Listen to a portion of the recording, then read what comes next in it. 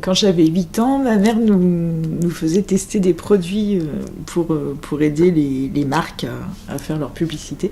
Donc on goûtait à des gâteaux, souvent des gâteaux en sandwich avec du chocolat à l'intérieur. Et chemin faisant, elle s'est dit tiens, mais si je demandais à ces gens qui font de la publicité d'utiliser mes enfants pour leur image. Donc elle nous a emmenés dans un grand studio, c'était surtout pour mon frère qui avait 1 an. Et il s'est fait habiller très joliment, ils ont pris des photos de lui. Et du coup j'y ai eu droit aussi, ce qui n'était pas vraiment prévu à la base. Et donc on m'a fait des nattes. 2 nattes avec un élastique au bout, des vraies nattes. Et du coup, ma maman s'est dit « Oh, mais comme c'est joli, et tiens, si je lui faisais des nattes tous les jours ». Donc tous les jours, de 8 ans à peut-être 10 ans, on m'a fait des nattes le matin. Et comme ma mère était un peu mère au foyer, très investie dans la coiffure de sa fille, tous les matins, ça prenait 20 minutes parce qu'il fallait qu'elle enlève tous les nœuds sur des cheveux qui allaient à peu près jusqu'aux fesses, qu'elle fasse les nattes. Et donc tous les matins, pendant 2 ans, je suis arrivée en retard à l'école. Et ça, c'était assorti d'une très jolie frange, magnifique, que j'ai gardée toute ma vie jusqu'à peut-être 35 ans. C'était très très important cette frange, c'était la même frange que ma maman, sauf que quand elle coupait les cheveux de cette frange, elle appuyait les ciseaux sur mes yeux, donc je sursautais. Et pendant des années, cycliquement, j'avais les cheveux à peu près à 2 cm du haut du front. Et évidemment, ça faisait un petit palmier parce que j'ai les cheveux très raides, donc j'avais une espèce de houppe droite pendant quelques semaines avec 2 nattes pénibles qui m'empêchaient d'arriver à l'école à l'heure le matin. Voilà, je trouvais ça immonde, ça ressemblait à pas grand-chose, ou à Marie Ingalls dans La petite maison dans la prairie. Enfin, c'était pas... En plus, je trouvais pas ça très joli. En plus. Je sais pas si je lui disais, parce que j'ai l'impression que c'était pas négociable. Elle trouvait ça fabuleux, et... Donc non, c'était pas négociable, il fallait faire les nattes tous les matins. Je pense que ça faisait partie intégrante de mon visage. Et puis j'avais dû entendre des choses très, très utiles, du genre ah bah toi t'as un petit front, il faut que t'aies une frange. Ce serait mieux si tu la gardais. Et puis peut-être aussi que cette image de front dégarni quand j'avais cette espèce de houppe toute droite, ça me donnait pas une très bonne image de mon front. Donc j'essayais de le cacher. Alors pendant que ma mère me tressait les cheveux, en général, il se passait beaucoup de cris, puisque j'avais beaucoup de nœuds, puisque j'avais les cheveux très très longs. Donc ma mère essayait de me brosser tant bien que mal, ça l'énervait. Je lui disais mais peut-être que je peux le faire toute seule, mais pour elle c'était inconcevable. Il fallait que ce soit bien fait, que les nattes soient parfaitement lisses, etc. Donc c'était un peu la bagarre tous les matins, mais comme j'étais pas très agressive et que j'aimais bien avoir la paix, en fait ma mère gagnait, donc j'avais très très mal à la tête, enfin au cuir chevelu. Mais ça finissait toujours de la même façon. Je crois même qu'à la fin, je luttais même plus tellement. Je me disais, tiens, je vais avoir mal au cuir chevelu, je vais être en retard à l'école, et tant pis, c'est comme ça.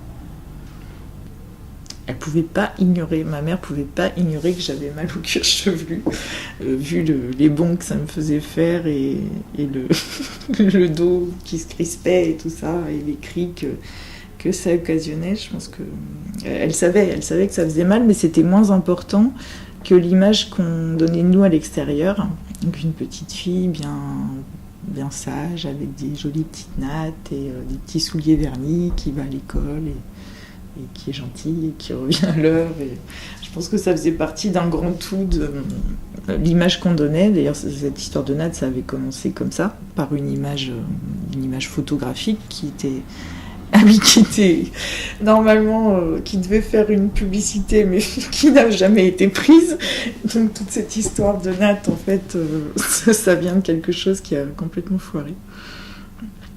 Et elle a 2 ans de galère de cheveux. c'était implicite, cette histoire d'image. Je pense que ça faisait vraiment partie de la vie de la famille depuis plusieurs générations. L'image, c'était important. Il fallait faire attention à ce qu'on montrait de nous à l'extérieur. C'était important qu'on soit toujours parfait. Il fallait pas parler des problèmes, il fallait pas dire ce qui allait pas aux copains, même aux amis. Donc ça faisait partie d'un grand tout. C'était comme ça, c'était implicite. Sois belle, tais-toi, aie l'air heureuse et sage.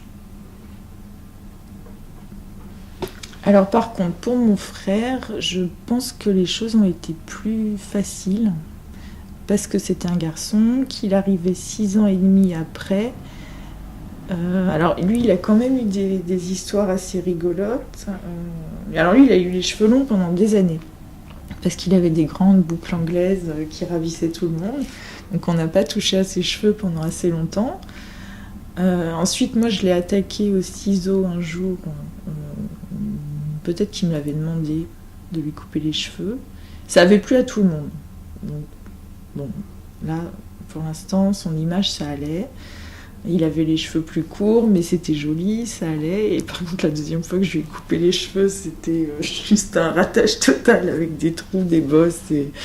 Enfin, c'était pas beau du tout. Donc le lendemain, il a raté l'école pour aller chez un vrai coiffeur qui lui a fait la boule à zéro. Et il l'a gardé encore la semaine dernière, il avait la boule à zéro. Mais pour lui, c'était un peu plus facile, mais quand même. Par exemple, il se trimballait avec des bermudas, même quand il avait froid. Et s'il disait qu'il avait trop froid avec ses bermudas, on lui enfilait un deuxième pull parce que c'était important qu'il ait un bermuda. Donc il a quand même été victime de cette image proprette de petit garçon en culotte courte. Mais je pense qu'il s'en est quand même mieux tiré à ce niveau-là. Sur l'image qu'on rend, je crois que ça va mieux. Je crois qu'il y a eu un léger, je sais pas, tournant. Peut-être que ma mère a un peu lâché prise sur le deuxième. Et puis un garçon, c'est pas pareil. C'est pas pareil, un garçon, c'est moins grave s'il n'est pas coiffé exactement comme on l'attend, parce que c'est un garçon. Alors comme je l'avais vraiment raté, mais vraiment vraiment raté, en fait il n'y avait pas le choix, il fallait qu'il aille chez un coiffeur. Personnellement j'aurais quand même envoyé mes gosses à l'école parce que l'école c'est important. Et là c'est vrai que pour le coup je l'avais vraiment massacré. Et là mon père aussi était quand même très, très décidé à ce qu'il aille d'abord chez le coiffeur et ensuite à l'école. Enfin, ceci dit, mon père est aussi quelqu'un qui est très très sensible à l'image de la famille à travers le monde entier. Tout de même. Mon père, lui, il était moins partie prenante dans ce genre de décision, mais je pense qu'il en était quand même à la base.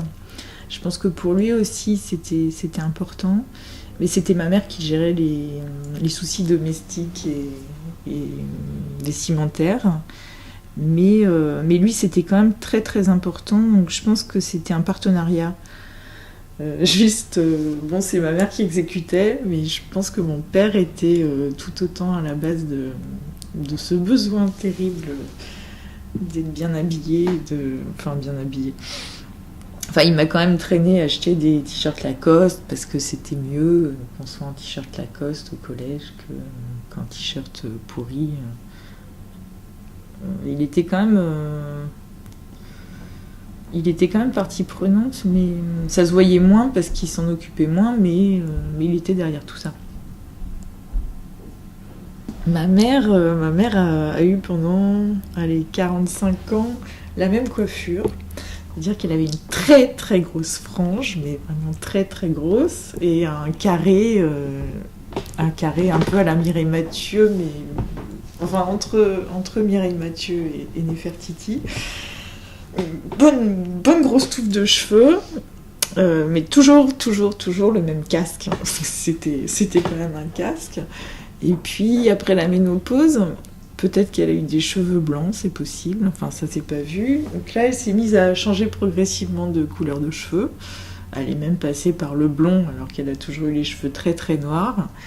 Et puis, petit à petit, il y a eu des dégradés, il y a eu des espèces de crépages à l'arrière de la tête. Enfin, c'était pas très réussi, mais au moins, on se disait, tiens, ça change un peu, elle n'est pas exactement pareille. Il y avait toujours quand même les cheveux sur le front, ça n'a jamais... ça n'a jamais changé, sauf quand elle avait vraiment une vingtaine d'années. Pendant les événements de 68, il me semble qu'elle avait pas de frange. Et je pense que c'était une période où elle était moins prisonnière de toutes ces histoires familiales et de l'image qu'elle devait donner. Je pense que c'est le seul moment où elle s'est permis de pas avoir de cheveux devant le front. C'était pas mal d'ailleurs parce que du coup on voyait mieux ses yeux qui étaient très beaux. Et puis ça faisait moins... Non, je me cache, quoi.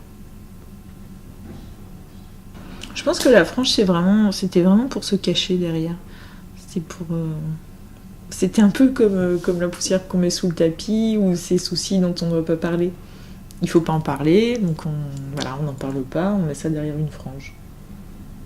C'est un rideau, tout va bien. J'ai une frange, tout va bien. Alors c'est arrivé une fois que mon père me coiffe parce que vraiment, ma mère m'avait massacré la frange, vraiment très fort.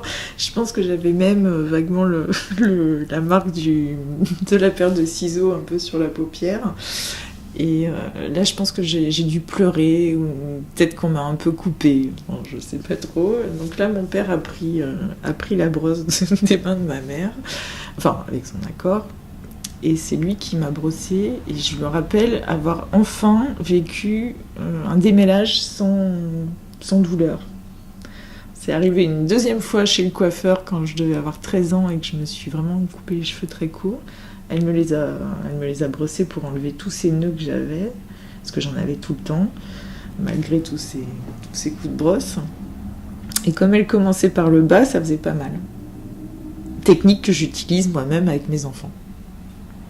Alors, je pense que ma mère le faisait exprès sans se le dire. Je pense que il y avait quand même une part d'inconscient, mais qu'en même temps, ça lui permettait d'évacuer toutes les tensions qu'elle avait à mon propos.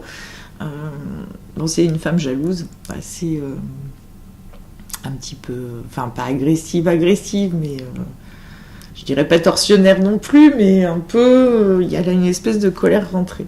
Et je pense que de me brosser les cheveux, ça lui permettait de me punir sans me punir, de choses que j'avais fait ou pas, mais c'était comme une espèce de soupape de sécurité.